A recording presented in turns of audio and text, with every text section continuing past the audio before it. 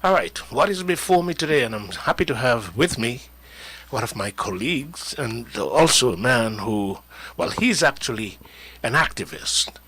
And we're here basically and primarily to take a look back at Carnival 50 and the way forward when it comes to that. And I had the privilege, the distinct privilege, to speak to a young lady who is a full blown St. Martiner, of course, who have written her thesis of her master's degree in booklet form, and it's she has studied international affairs, and I think it's quite interesting because it has to do with Carnival as well, and the historical development of Carnival on St. Martin. And for me, I think this is a must read for those people who avidly follow Carnival and, of course, participate in it as well. And it is good to know that something is documented because that is a problem that we seem to be dealing with on a daily basis, not having anything documented. And my guest, who happens to be Elton Jones, is here with me, said to me earlier, he said all the information about St. Martin and the Carnival is in our seniors. And if we let them die, everything goes to the grave. That would be my introduction to say good afternoon to Mr. Jones. How are you, sir? Thank you, Elnell, and I'm doing as well as you can. How do people say? I'm blessed and highly favored. You know what that means? Nice having you. At least you have make it a point of duty to make this a discussion. Oh, definitely. And I'm going to give you the opportunity to express your feelings as it relates to, first of all, I give you an opportunity to take a look at the book. Yes. And something the young lady mentioned has to do with whom she has spoken, yes, in order for her to get her information, because nothing is documented anywhere. Okay. Now, such a work, what do you think of it? It's great work, and it's good that the young people are beginning to, how you say, enshrine in book form part of our history, because as you've stated correctly before, it's all in the minds of the elderly, and when they die out, that history go with them. But you reminded me of that, so Yes. I was actually piggybacking from what you said. But that's okay. One of the things I saw that was a discussion on social media is what is the correct age of Carnival and when it actually started. And even this lady writing this book here, I think the best information she could have gotten on that would be from Jocelyn Arundel. As far as I could remember, Carnival really started in '63. It started at the old Curb Number Park, where now Cochules is. That's what they started documenting from 1970 is when it was moved to Phillipsburg. That's when we start with the village concept. That was the brainchild of Jocelyn. Jocelyn went to check other places what they were doing, and I think the concept he brought back from St. Thomas, and then we move up to The outside village the 4S supermarket. So the argument whether it's 50 years or 49 years, I don't think is very important. Depend on how you want to count. It could be either. But I know that the village started in 1970 over there at the 4S supermarket. Let me just make reference to the calypso that was sung by Genius, because in it he mentioned about starting there in cul-de-sac as well. Yes, that's right. So that justifies what you have just said in relation to where it all started there in the Carablumber Park. Well, I have a reasonable good memory of those years. I could remember we had a singer coming from St. Kitts. At the time he was singing 1, 2, 3, everybody roll back, let me see. This is the Kittation Jam. You know, and I remember Adolphus Richardson and Belto Richardson, who they used to call Viking, singing calypso. Those were the top local calypsonians at that time, and it was, a big backwards and forward. I remember those days very well. We were young in the business, but people, came out to Carnival. It was more a small thing, local thing. But there was a jamming up Front Street, and everybody was happy and stuff like that. So Carnival go back quite a bit, but as they say, in 1970, everybody wants to look at 1970 as the start, but that's basically the start of the village concept. Okay, so you're bringing some information here in relation to what would be considered uh, the start, Yeah, which would be the village concept, not that's necessarily the the start gathering of Carnival. of carnival. Oh, and that singer from Singers, I remember his name now, Calypso Antics. I still remember. So I remember a few things. I'm not getting too old yet. All right. So now, okay, so that's we should put that to rest because there's not much of a difference anyhow when it No, comes it's to not a different big the thing. the 49 or 50. I don't think it should be an issue, really. One of the things I want to look at is what are we doing with the carnival specifically. Let's look at the village. We've moved the village from different aspects, building up your little tents, and now to what it is today, thanks to TLM and the government, which is good. We have a state-of-the-art village, and you could keep events year-round. My problem with it, the way I see it, is we have to take a decision. And since government is now subsidizing Carnival, which they never did before, everybody who did Carnival before had to do it themselves and on their own resources. Now that we are subsidized, we have to decide where we want to go with Carnival. If you look at the last Carnival, this last Carnival, I think Who have to decide that? the government, the cultural department, Okay. the Carnival, the troops and the gathering were great. It was colorful. It was a massive parade. It was good. But taking a complete overview, there are only about 3 events that can be called local in this carnival. So it What means, are they? Can you remember? It Can was the Socorumba, the Calypso show, and some other thing, Queen Show? the Queen show. And we don't want to call the parade where the parade is generic. But it has become an international extravaganza. We have been discussing this back in the 90s. If we want to keep international music festival like most of the islands around us have, that's a decision we got to take. And then put it another time. There's nothing happening in Julia. Our children are coming back. It's a slow season in the country. You got to attract more people to this country by having something like that. But to take all of these things, put them, Carnival is losing its cultural value to the people that made it and the reason it was made for. It's become an economical thing. It has nothing to do with culture anymore. There seems to be a move, however covertly, to move the little people out of the village. People have been telling me, they were put out of the village, and the reason given is they've been there too long. But what do we see in the village? If you're going to the village, you've been into the village this carnival season. There are people who have restaurants and businesses on the outside, regular businesses, are being brought into the village, while the little people who brought it where it is are being put out. They are paying now for $1,000 for a booth in the village.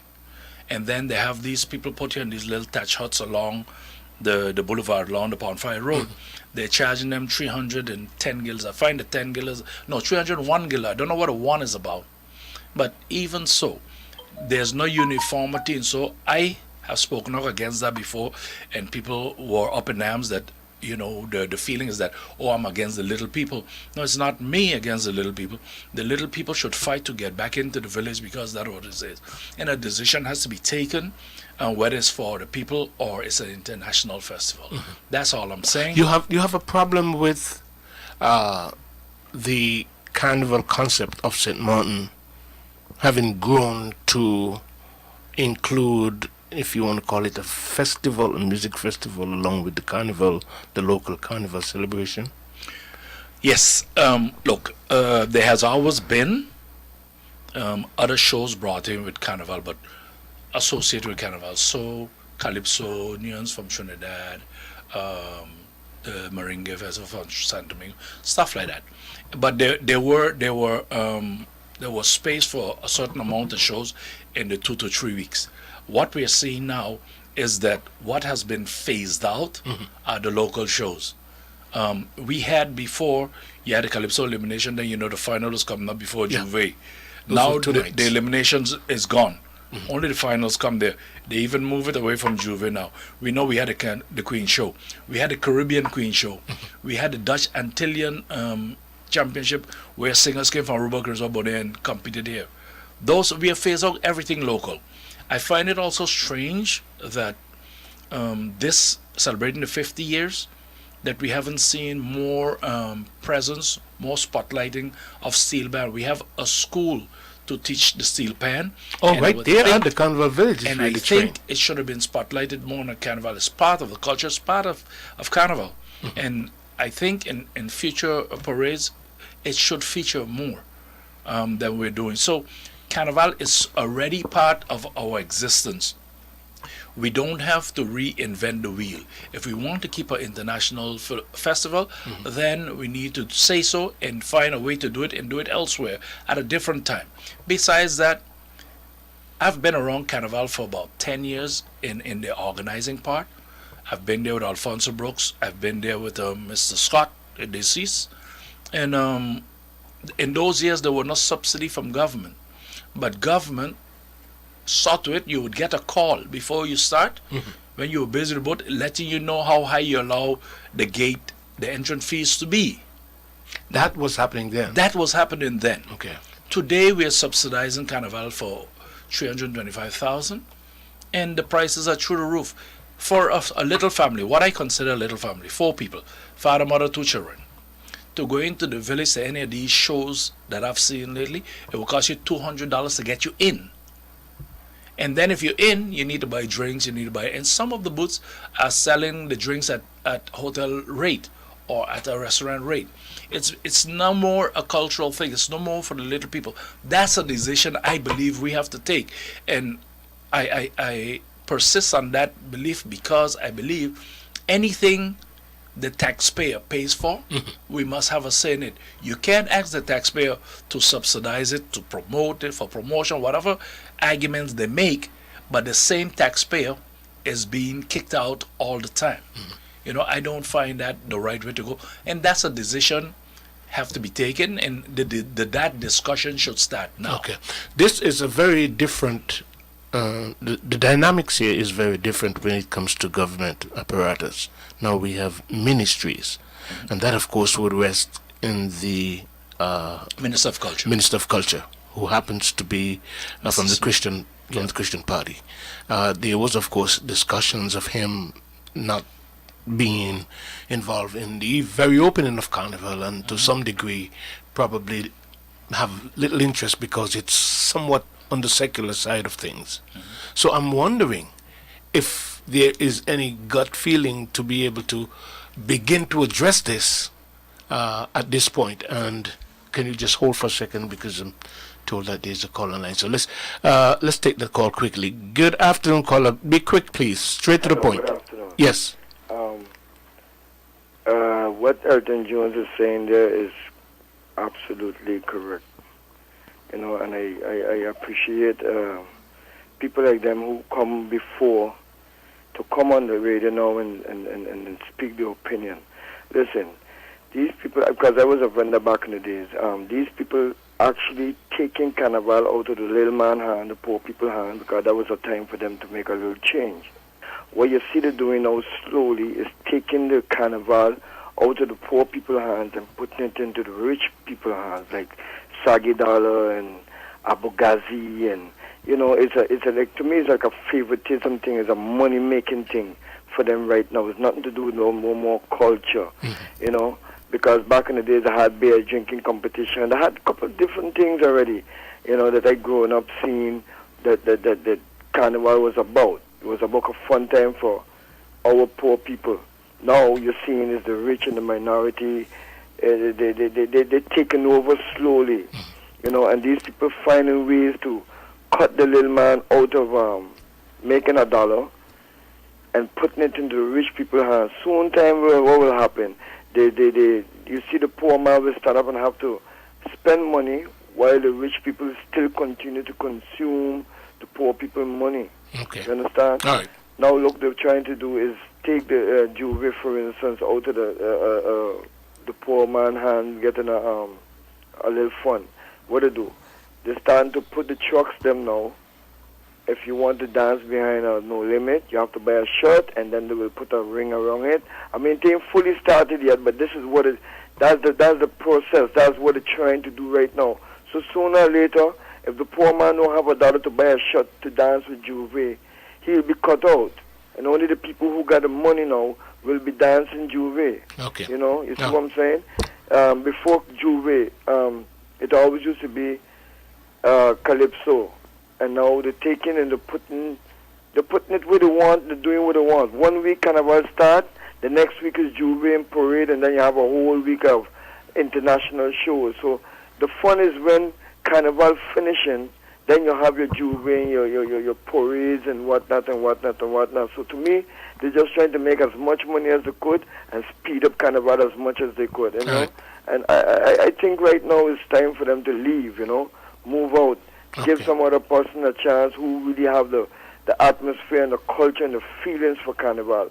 I'm not saying don't bring an international show, or like the Caribbean Queen show, PJD2 Queen show and all of those things. They cut them out, you know, and these guys, I think they have to go. All right. They have to go. All right. Thank you. Okay. Elton, while you think of your answer, let me just ask a question. Now, what the guys about what you were talking about before about the Minister of Culture not really being into this kind of activity. One of the things we need to look at in St. Martin, in most of the countries, and I talked about to the Chair of Parliament, we do as if these portfolios are etched into stone. We could juggle them. If somebody's not comfortable with it, you give them something they're comfortable with. Okay. I think they should be divided because some of them are overwhelming to the people that are holding them. Yeah.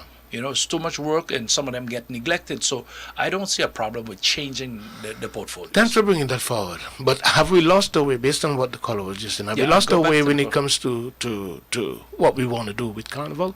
Yes, one of the things that happened in my country, unfortunately, I love this country to death. I was born here. But Why do you mean unfortunately? No, I said unfortunately that is happening, but I love this country Oh, to I death. thought you said No, unfortunately. unfortunately that we have lost our way because you know, we do things and we seem to be laid back, let things happening, and when it goes too far, then we complain. From what I see, and it's not to criticize any individual, because I believe everybody is doing the best and they're doing it according to their vision.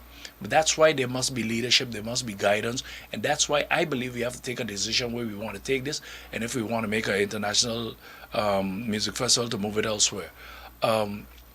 Until they get leadership and what Carnival should be and how we want it, so the majority of people want it, because it's not that, oh, you put me there, I do as I wish. Before now, the Carnival was a voluntary affair. Now they have a director who's paid all the time. And that's kudos to him or her, but that's a decision for government because it's the taxpayers' money. I have the same argument, or I have had the same argument with the Heineken Regatta. Once taxpayers' money is in it, it becomes a different animal for me. I think it should be St. Martin Regatta, not Heineken Regatta. We have more money in it. We put more in than Heineken. And the Carnival, we put the most money in also. Plus the investment of the stage by Telem is my company. So I have a right to do that. I see, at least this is my observation, that we're trying to make the village elitist. Elitist in the sense that we're taking all these established restaurants and companies outside and putting them in the village and pushing the little people out.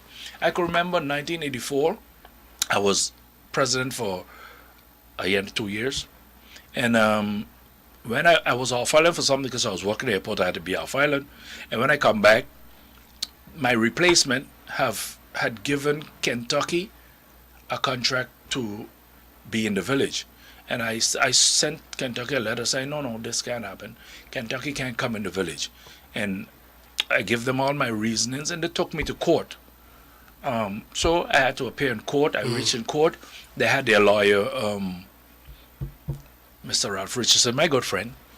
And the judge, he representing his client, he presented his case, and then the judge asked me to speak. And I tried to explain to the judge, listen, I believe that Carnival is a cultural thing and it's for little people, and because of the machinery of Kentucky, the little man will not be able to compete with their turnover of chicken. Yes. The judge agreed with me, and Kentucky was put out of the village.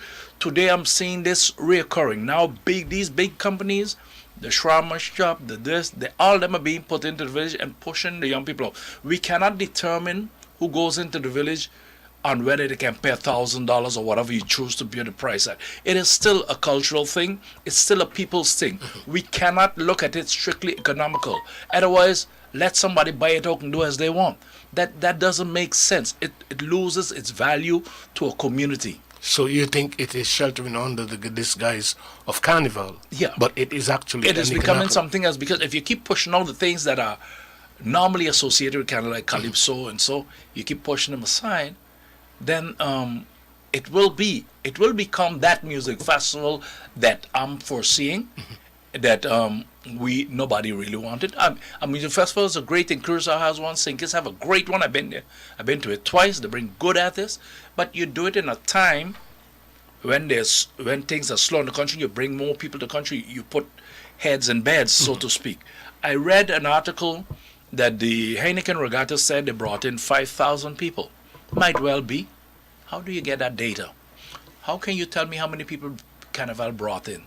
How are we registering? How do we know that? You know, it's important.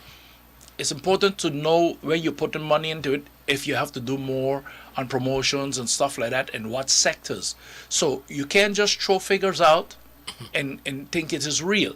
And that is why we need to see that people are coming for Carnival from all over the place because they know St. Martin Carnival is established, it sells itself, and they're not coming because I brought Marshall Montano. You know, those things. If Marshall Montano comes to the music show, a music festival, then we go see what their drawing power is. But Carnival is already a captive group. If you take the boot holders and you put them up on the side of the street, of course, they'll make a few cents. But they ain't gonna make what they make in the village because the village is captive. I'm in the village watching a show, I'm playing dominoes, I'm gonna buy a drink. I'm gonna buy something to eat. It's a whole different atmosphere. It's a whole day of ambiance. Okay. And those are things we have got to deal with. And since the people who are there now doing what they want, then there must be guidance or some policy from the Minister of Culture. Where do we get started then? And what would you like to say to the principals that are involved in the SCDF? What would you like to say to them to give consideration to these points that you're bringing up in order to at least get back to some semblance of what it should be in terms of Carnival? Okay, like I Where said do we before, get started? there's got to be this conversation on where we want to go with Carnival. You know, whether you want to turn it into a music festival, then you have a what's going to be left for the people. What are you going to be doing for the people? As I said, Carnival has been selling itself. It can sell itself, and we have to keep it as a cultural thing. Yeah, the music festival is something else. But moreover, we have to make it more affordable to the little man. Sometimes people are under so much pressure and stuff like that. It's the only release they have to go in Carnival and have a good time. I see some people overextending themselves to buy a headpiece and stuff like that because it means something to them. And we cannot be, because we are leaders and we're over certain things, take it all away because we have the authority to do so. That doesn't make it right. These things have been established. If you're celebrating 50 years, so they've been around for 50 years. You can't come tomorrow and say, well, no, we don't want it that way. And I saw a letter that was given to a lady that was in the village for a long time, even since I was there. Okay, all I thought about that letter. Let me take this call quickly. Good afternoon, caller. Go ahead. Yes, Mr. Moore. Yeah. I wanted to call in long time about what Elton is saying. I remember when I came here from Aruba, the carnival was for poor people in the village. You really didn't qualify if you had a good job, that you was paying well. But a family that had maybe only a father, about 10 children, their wife or they were allowed to go and make some money in the village. So as a person with a good job, you were not qualified.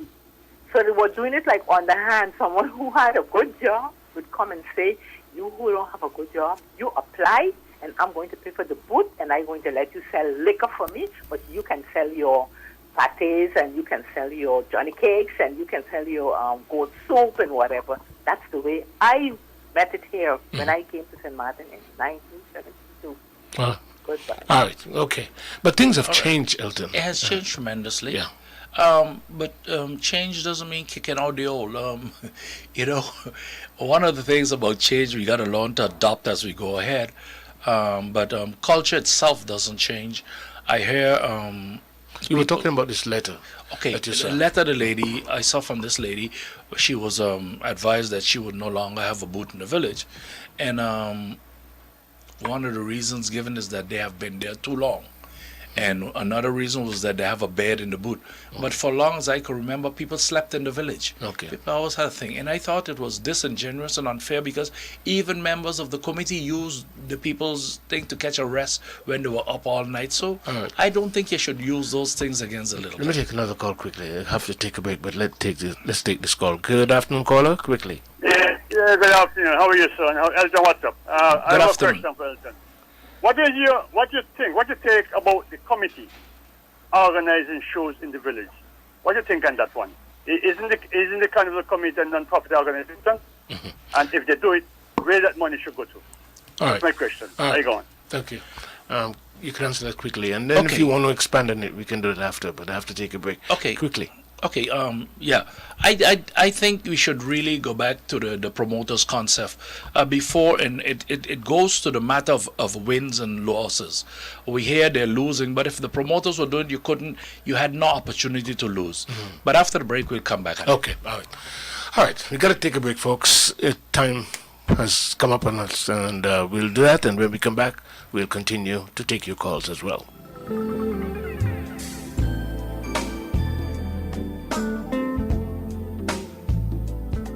And welcome back to our discussion today, which happens to be the focus of Carnival. I didn't ask you, Carnival 50, what was your overall view of it? My overall view is looking at the parades, it was good.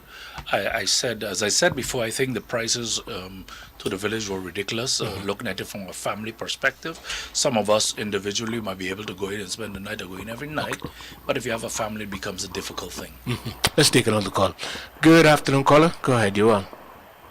Good afternoon, Wendell. Good afternoon, Elton. Yes, Good afternoon, I'm ma'am. listening to the program, and I couldn't sit back without giving my 2 cents.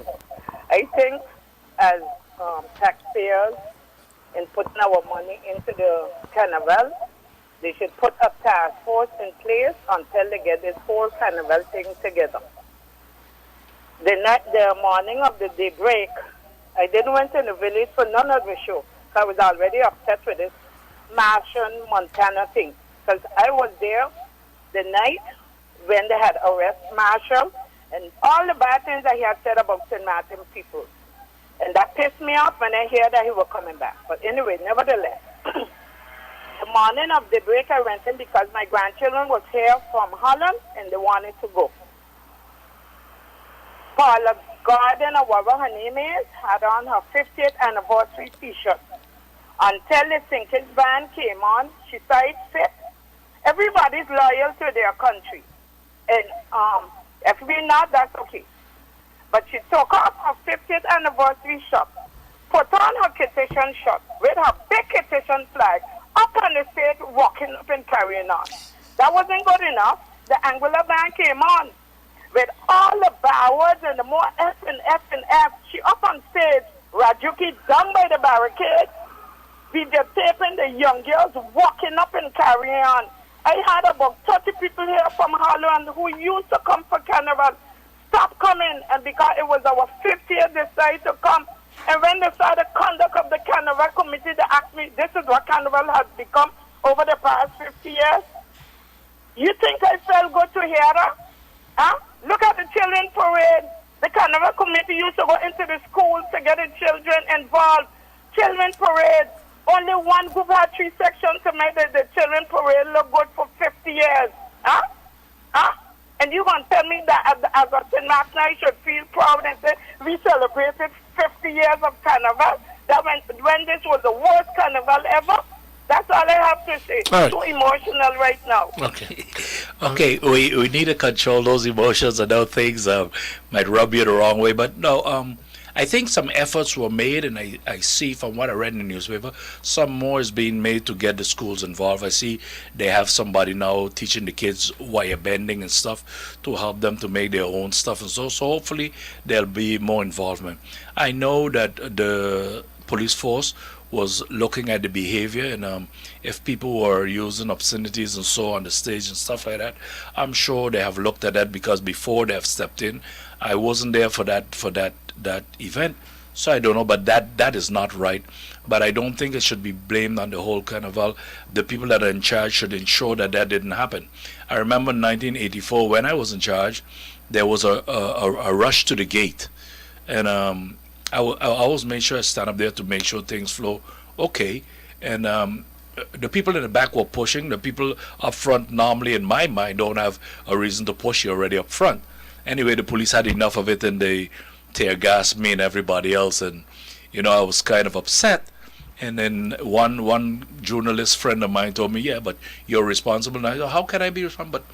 And he was right. They're still right. If you're in charge, whatever happened is your responsibility. Yeah. So we learn responsibility for this. So if things go wrong, the people at the top have to accept the responsibility for that.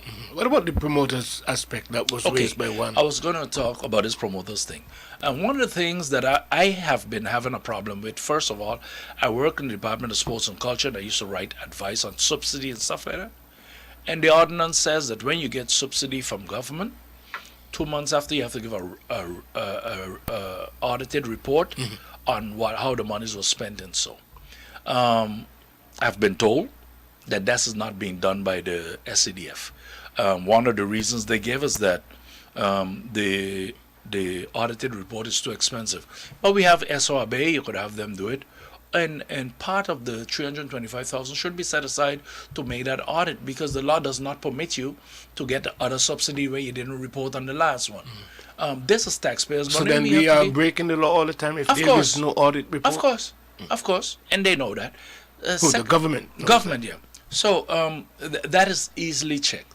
Then again, I don't know if you need a task force, but one of the things I've seen, when we were around, I told you there was no subsidy, but what we did, we worked out with the promoters, because all these shows that they're keeping now that they take to themselves came from promoters.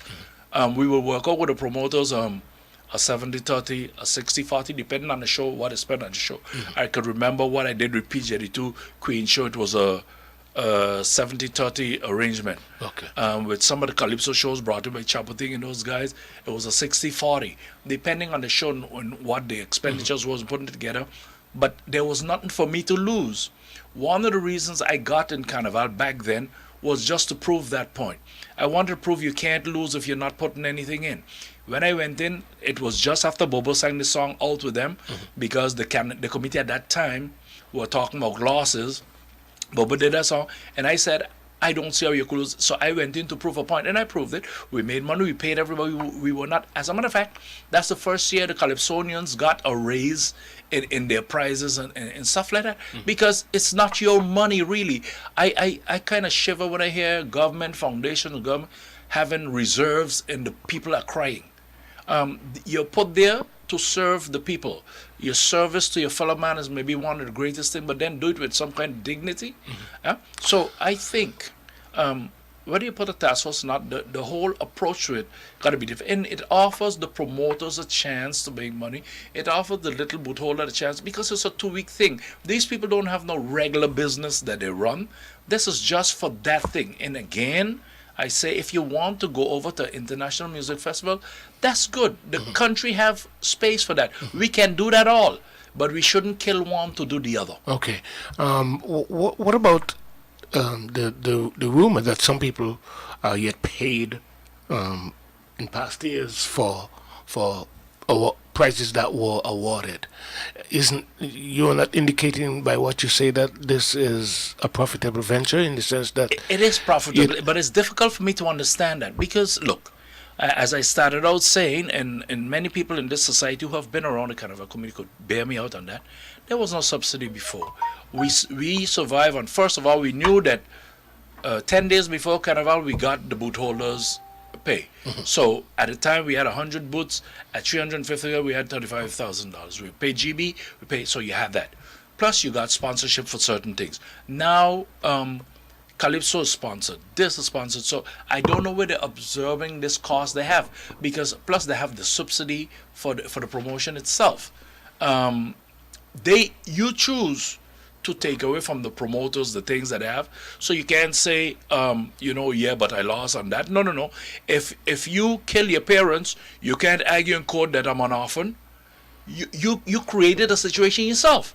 So if you let the promoters do what they do, you would collect 30 or 40%, and you can't lose, because if the show ran out and the promoter only make 10 guilders, so if he make 10 guilders, you get 3. There's no way for you to lose. If you take it yourself, then you absorb the loss. But you can't choose to do it that way and complain about the losses you absorb.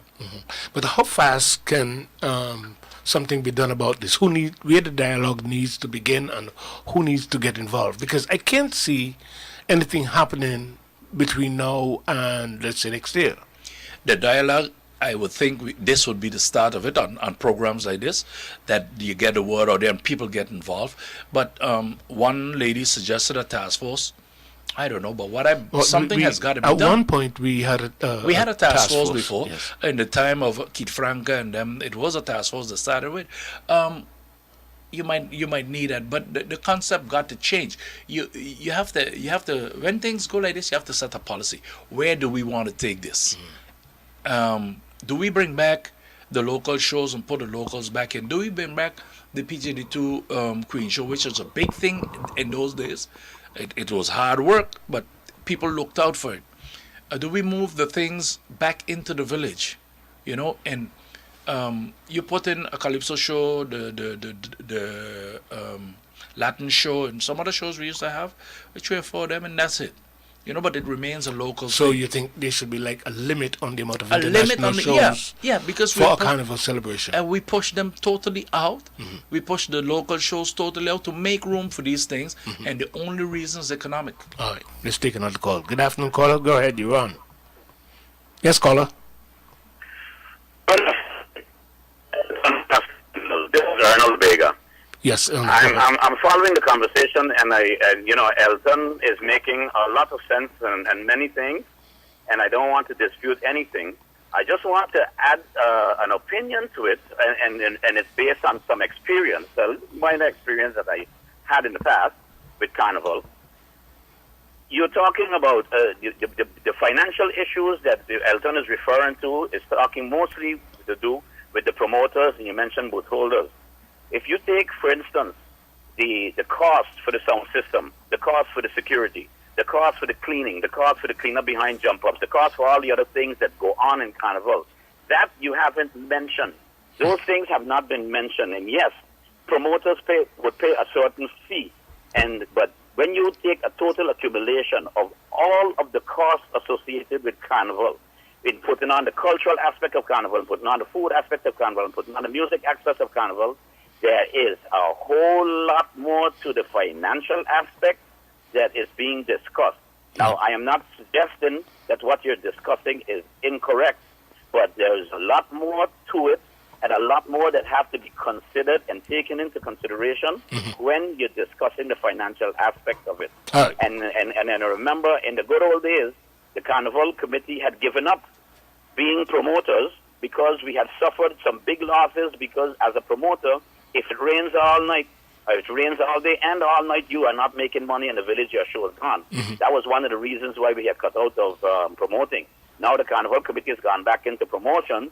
However, and thank God for the Marshall Montano show and the Barris Hammond show, we didn't have a major downpour where they made the money to cover their expenses. So, there was, it's easy to say a lot of things, but you need to take a lot more into consideration. Right. And that is the attitude, and Elton, you're correct. You want to do it in a constructive and a nice analytical manner, and I wish most people would think about it from that perspective, so we could move on and continue with Carnival in a developmental stage that is in now and for the next 50 years. All right. Thanks, guys. All right, good. He makes sense. Look, what he's saying, it is so. Look. But that's why the financial, but that's why I'm saying responsibility is important. That's important, but also we need to have this discussion, because there was once they acted as promoters, then they didn't anymore, and you got to see what is the risk and the challenges of doing it that way as opposed to doing it other way. But importantly, also we have to decide if it's going to become an international extravaganza is going to remain a cultural event for St. Martin. That decision also has to be made. So, and Erno has a lot of experience because he's been there, he's done that. But we have to look at the way when society starts to complain about the ways and methods things are being done, something is wrong and it needs to at least be talked about and addressed. And the important thing I believe here is that financial report, because when has it to be done. reflects, It's when part of the all law. of these areas are reflected, like Erno mentioned, then it gives people a better perspective, and it should be published as well, Yes. so that people could have a better perspective of what the cost involved in all areas of Carnival, and then you won't have to be groping in the dark with your views. Transparency is part of life now in any government, any organization, any foundation. If I go on the web right now, pull up Juliana, I could get a whole budget, know what it's spending, because you're required to do that. It has to be open. You can do it with any government-owned company. You should be able to do it with government-owned foundations also. Yeah. So it's not like you want to be against somebody or something like that, but it's the way things work today. Government itself has to do that. Yeah. So it's nothing wrong for people to ask for the accountability, but the law, the ordinance says that you should bring in an audited report, and I believe that the department of the government itself, the Minister of Culture, should ensure that those things come in to avoid these discrepancies and these street talks about things, because when people don't know, they're open. Everything is open to conjecture. That's true. And to wrap it up, I want to just mention that the Minister of Education did call on some of the school boards and everything else to give proper accounting for their monies, and that is just part of the responsibility. And They have to. And all of us in general need to know that we have a responsibility when it comes to you're dealing with government monies. This Anyways. is one of the tougher years to have a carnival, and the 50th anniversary coming just 19 months after major storms and so people are kind of touchy about what you spend money on, and they see prices of $50 or so as being overkill. So you're going to get much more criticism than you got before. Thank you for starting this conversation and for coming in and sharing your time. And in closing, I really want to remember that young lady who have done that book written for from international affairs, study of international affairs, historical development. I wrote something down here. It says, the book says what? Tis we think. All All are are we. we. Yeah. Well, And you that's- could that see would with the English, she's a partner, Yeah. Miss Carla Evelyn Vlong. Yeah. I want to wish her well. Hope she gets the information she wants. And a good person for her to talk to would be Erno also. I think she had conversation with I want Erno to was thank you mentioned. for inviting me. It's been a pleasure. And do continue with the show. All right. Thank The you so much. information will be, I hope we get a conversation started and they'll come to a good resolution. All somewhere in the down best interests Of- of fairness and our carnival being what we have known What it it to has to be. be. All right. Thank you so much for watching, those of you who are watching, and for listening, for those of you who are with us by way of 102 or 1300. We'll be back again on Monday, God's willing. Today's Friday, folks. Enjoy your weekend. We'll see you next time. Goodbye.